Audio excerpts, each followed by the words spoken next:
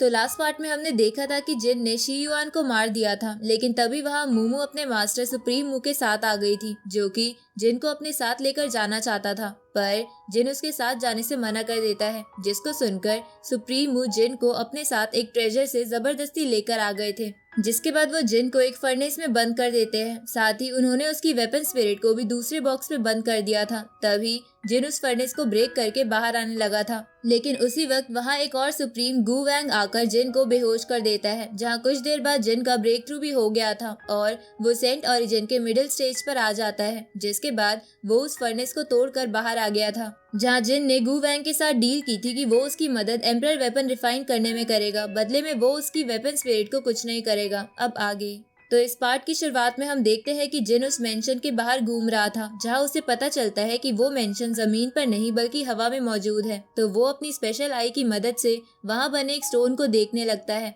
तभी उसे पता चलता है कि वो फ्लाइंग मेंशन 4 तरह के फॉर्मेशन से कवर्ड है, जिनका नाम green dragon, vermilion bird, white tiger and black tortoise है। अब वो अपने मन में सोचने लगता है कि अगर मैं इनमें से एक भी फॉर्मेशन को ब्रेक कर पाऊं तो शायद मैं यहाँ से भाग सकता हूँ। उसी वक्त वहाँ मूमू आकर जिन से पूछती है कि कहीं तुम तियानजी स्टोन को तोड़ने के बारे में तो नहीं सोच रहे हो। साथ ही वो उसे बताती है कि वूजी वर्ल्ड में अभी 7 सुप्रीम मौजूद है, जिसमें से 2 सुप्रीम हमारे तियानजी अलायंस से बिलोंग करते हैं और ये शिप तियानजी अलायंस का वर्किंग प्लेस है। इसलिए बेहतर यही होगा कि तुम यहाँ से भागने की सोचना भी मत, क्योंकि तुम यहाँ से भागकर कहीं भी छुप नहीं पाओगे। तो ये सुनकर जिन मूमू के साथ मजाक करते हुए कहता है कि अगर तुम्हारे जैसी सुंदर लड़की मेरे ऊपर नजर रखेगी तो भला मैं यहाँ से क्यों भागूंगा। अब इतना कहकर वो वहां से जाने लगता है। तो उसके जाने के बाद मूमू एक फ्लाइंग इंसेक्ट को हवा में भेज देती है। अगले सीन में हम देखते हैं कि जिन मूमू के साथ उस शिप के स्टोरेज एरिया में आया हुआ था, जहां सभी लोग जिन को देखकर बातें करने लगते हैं कि ये हाओ सुहाई को यहाँ आए कुछ ही समय हुआ है, लेकिन फिर भी इसे इस प्लेस पर आने की परमिशन कैसे मिल गई।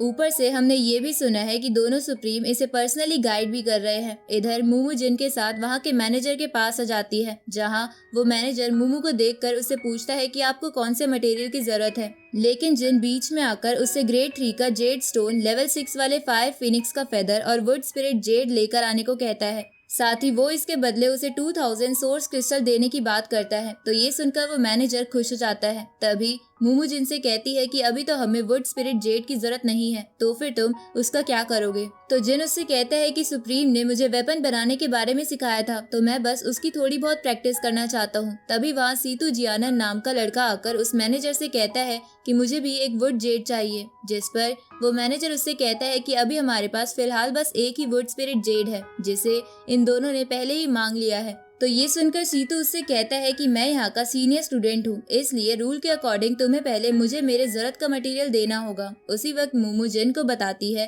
कि जो स्टूडेंट पिल, वेपन और फॉर्मेशन तीनों बनाना जानते हैं और टीचर के एग्जाम को पास कर लेते हैं, वो सीनियर स्टूडेंट के लेवल पर प्रमोट हो जाते हैं। अब वो जिन से कहती है कि अगर इसे वो वुड जेड चाहिए तो तुम्हें उसे लेने का विचार छोड़ देना चाहिए। तो ये सुनकर जिन उससे कहता है कि मैंने बहुत दिनों से कुछ मजेदार नहीं किया है। अब वो सीतू को फाइट के लिए चैलेंज करता है, तो इसके लिए सीतू भी मान जाता है। तो ये देखकर वहाँ मौजूद सभी लोग कहने लगते हैं कि सीनियर सीतू एग्जाम में टॉप किया था, इसलिए ये जूनियर स्टूडेंट सीतू से जरूर हारेगा। इसके बाद सीतू अपना एक ट्रेजर बाहर निकाल लेता है, लेकिन उसके कुछ करने से पहले ही जिन उसे एक जोरदार पंच मारता है, जिसके कारण वो दूर दीवार से जाकर टकराता है। तो ये देखकर वहाँ के लोग हैरान हो जाते हैं। तभी मूमू जिन से कहती है कि यहाँ चैलेंज का मतलब पिल, वेपन या फॉर्मेशन बनाने का चैलेंज होता है और यहाँ फाइट करना अलाउड नहीं है, और तुमने आज यहाँ के एक बहुत बड़े रूल को तोड़ा है। उसी वक्त वो मैनेजर जिन को उसकी जरूरत का सामान लेकर दे देता है। तो जिन उन सभी मटेरियल को लेकर जाते हुए कहता है कि मैं कभी किसी रूल को फॉलो नहीं करता। अगले सीन में हम देखते हैं कि सुप्रीम मू जिन से कह रहे थे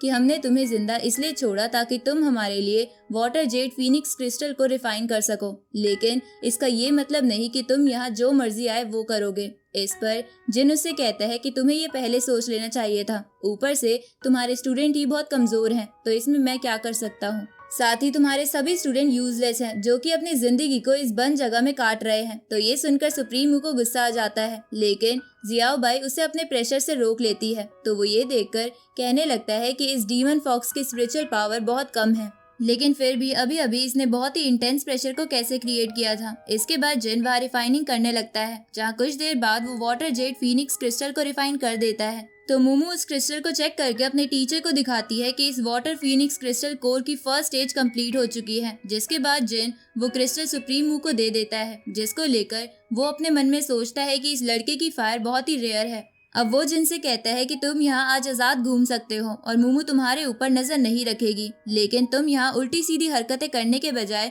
वेपन रिफाइनिंग सीखने पर अपना ध्यान लगाना। साथ ही फ्यूचर में तुम हमारे पेवेलियन भी ज्वाइन हो सकते हो। इस पर जिन उसे कहता है कि मुझे बस मेरी डिंकुन वापस चाहिए, इसके अलावा मुझे तुम्हारे अलायंस से कुछ लेना देना नहीं है। तो सुप्रीम मू उससे कहता है कि तुम्हारी वेपन स्पिरिट कुछ भी रिफाइन करने में बहुत ज्यादा यूजफुल है, लेकिन जिस दिन तुम हमारे काम को खत्म कर दोगे उस दिन मैं तुम्हारी वेपन स्पिरिट को छोड़ दूंगा। तभी मोमो जिन से कहती है कि तुम्हें तियानजी पेवेलियन ज्वाइन करने का ऑफर नहीं ठुकराना चाहिए, ये तुम्हारे लिए बहुत फायदेमंद हो सकता है। अब वो इतना कहकर वहाँ से चली जाती है। दूसरी तरफ एक एल्डर सीतू को हील कर रहा था, जहाँ उसे पता चलता है कि सीतू की सोल बहुत डैमेज हो गई है, जिसके कारण वो कुछ दिनों तक पिल नहीं बना पाएगा। साथ ही वो एल्डर गुस्से में कहता है कि आखिर उस लड़के की हिम्मत कैसे हुई मेरे स्टूडेंट को हर्ट करने की, इसकी कीमत उस लड़के को चुकानी होगी। अब उस एल्डर के ऐसा कहते ही ये पार्ट यहीं पर एंड होता है।